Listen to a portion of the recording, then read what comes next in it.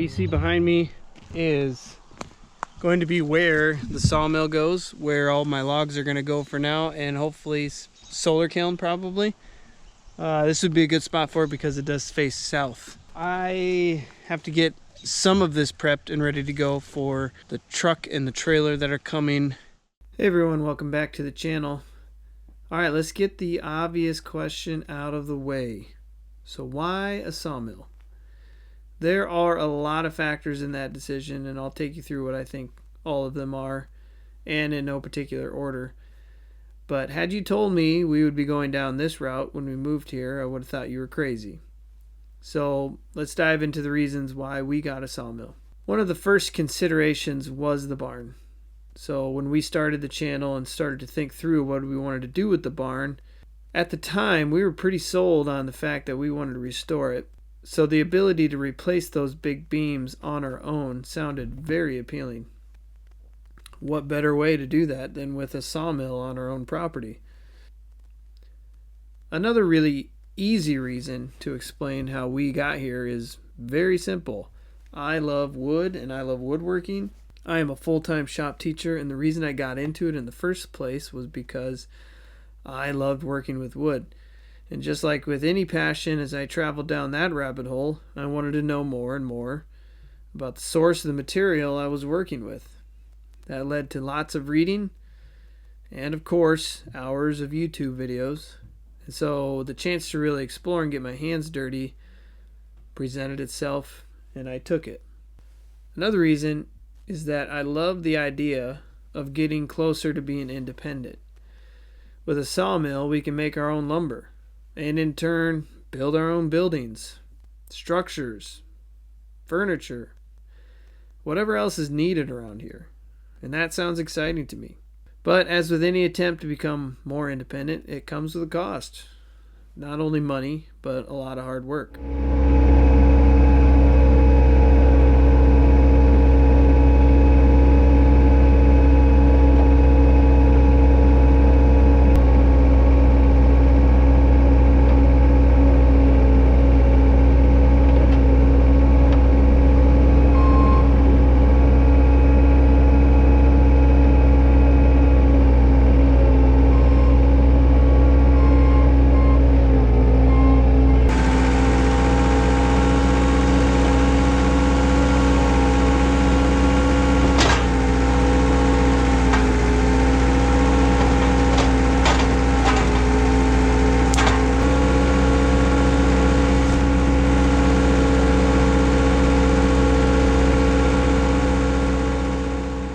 Someone with a keen eye will notice that the coupler is not seating correctly on these forks, and just to keep everyone at ease, I do eventually get that corrected.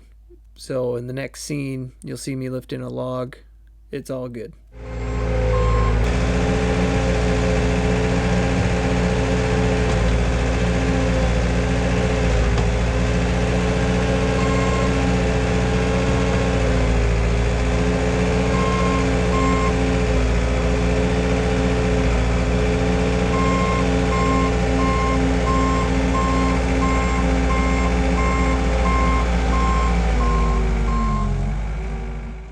I lost the footage of me cutting down this tree, but that was the first process in clearing out this space and getting it ready for logs and the skid steer and the sawmill.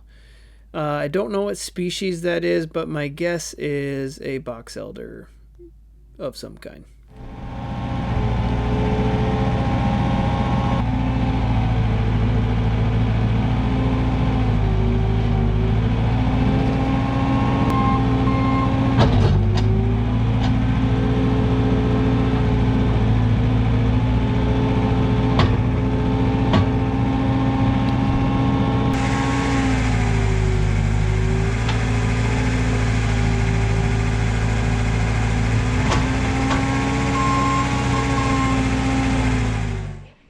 Okay, the plan next is now that we've kind of cleared out this general space, what I'm going to do is take this pile, put it right here. There's kind of a big dip. You can't really tell.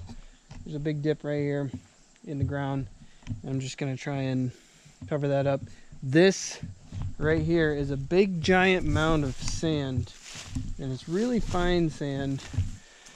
And so I'm gonna smooth all this out, and basically I'm just gonna try and get as flat as I possibly can with the skid steer. And I'm, again, not good at this. I'm learning as I go, and so I will do my best. The other thing I realize is that I'm going to be just burying all these plants, and yes, that's organic matter. This is not structural dirt, so that organic matter will break down over time, and it will sort of become unlevel again. I realize that. I am not going to worry about that at the moment.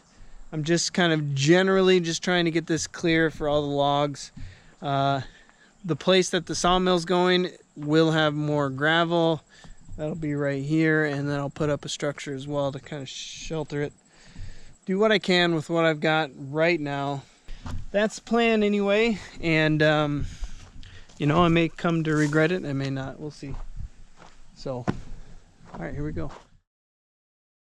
At the time of this video being edited, I've probably salvaged nearly 10,000 board feet of logs from people's yards, and I spent an entire summer milling all of that up, and that's taken a lot of hard work. And milling isn't even the end. It will take time for the wood to dry to a reasonable moisture content for me to even start working with it. But the problem is that I'm having a lot of fun doing it already, so to me, the work is worth it. Another reason is the property we have. It has some wooded sections, and so the plan to make our part of the forest healthy will require us to take some of those bad trees down and clear some things out. The prospect to save those trees and give them a second life instead of just using them for firewood is appealing to me. Finally, the opportunity to earn some revenue as a side hustle is there as well. Renting out my time and mill to folks around the area to get their logs milled up is appealing, and with my teacher schedule, it makes that a real reasonable possibility. We live in a rural setting, and so all of our neighbors live on land and have trees themselves. Not to mention, our urban neighbor to the north has a lot of urban trees coming down that could be salvaged as well. And there's also the prospect of any of these boards or slabs that come off the mill I could sell. So anytime a tool or hobby can make you some money rather than just sitting there, I think is a win.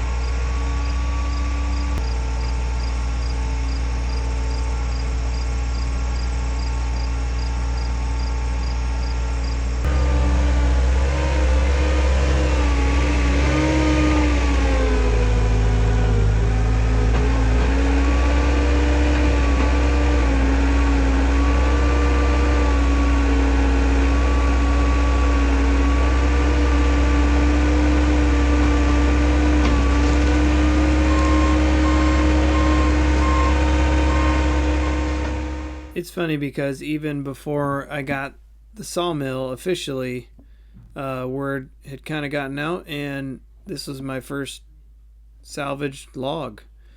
And this was just in town locally, and it was a black walnut that had been sitting in someone's yard for a while, and they just wanted to get rid of it. So I was happy to take it off their hands. But don't get me wrong, none of these salvaging opportunities are ever that easy. No one has free walnut just sitting around waiting to be taken. I'd say most salvaging is a long, painful process of deal making, and eventually you possibly, maybe might get the log that you're looking for. There is no doubt always a price to pay, whether that be your sweat equity or cold hard cash.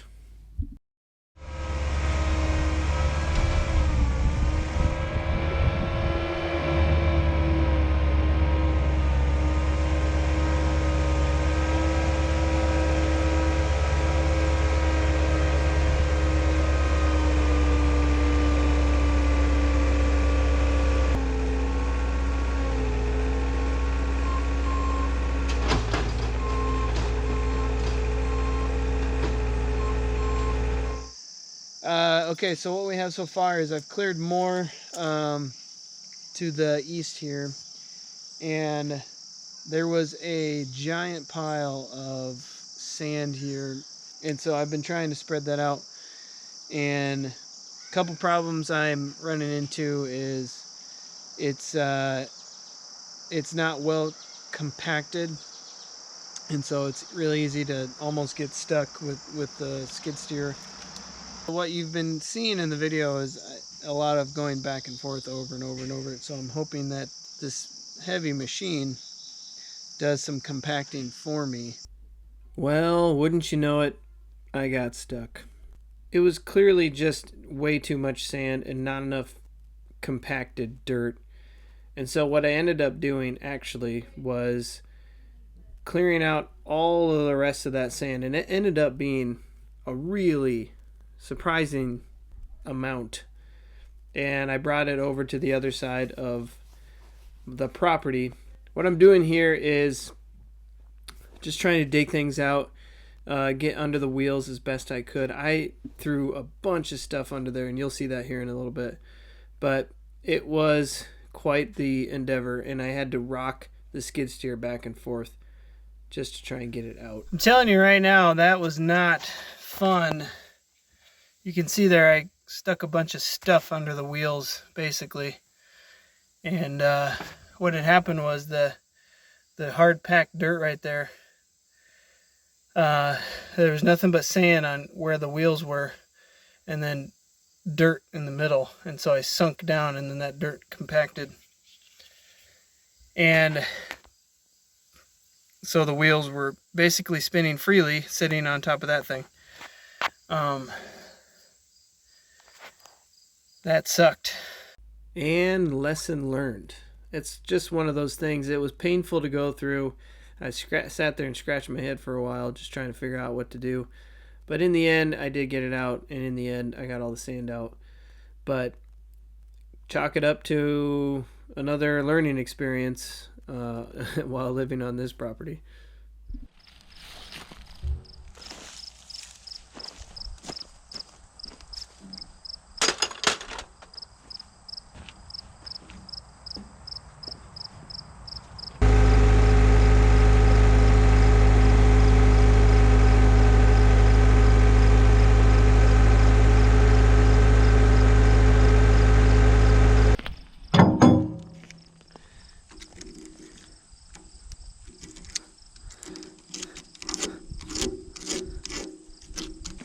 Just need to clear just enough dirt to get the ratchet around, or the socket, like that.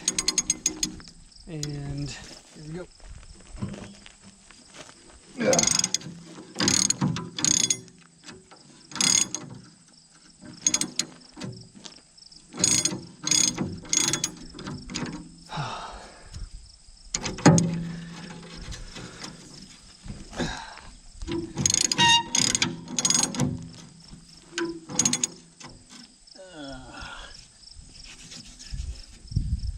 Well, shucks. Looks like I also need a Allen wrench or an Allen key down on the bottom. I found the biggest Allen wrenches I could find. We'll see if these work. And in case that doesn't work,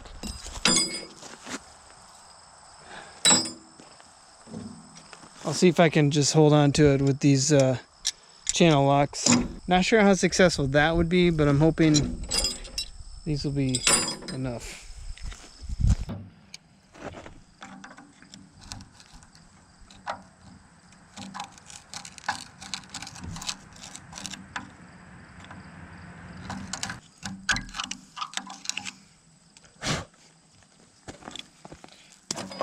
Biggest one.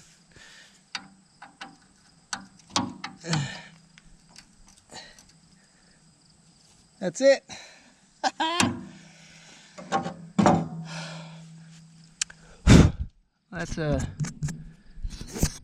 That's a sigh of relief.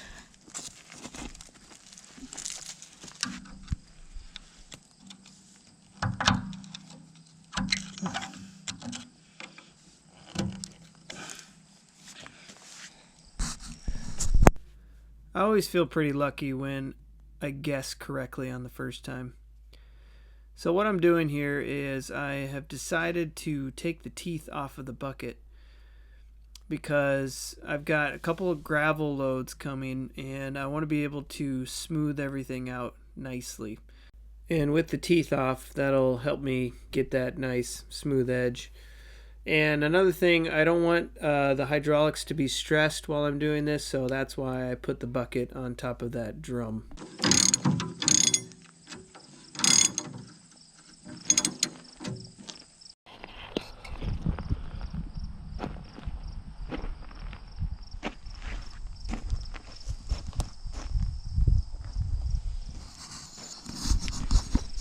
You know, for as bad as those look, you could probably expect a battle, you know, with each bolt, but considering how they look, that was the easiest undoing of bolts I've ever had, so I'll take it. So you can see we've got most of this cleared out. We're waiting for gravel to come. The only problem that we have is this right here. We got to get this stump out. It's a pretty significant stump. I mean, you can just see for yourself. So I think the plan of attack will be dig out as much of this as possible and then cut the roots off and then try and pull it out.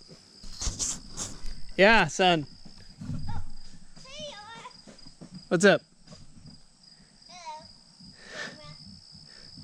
Nice to meet you, people. Do you have a question for me? Yeah.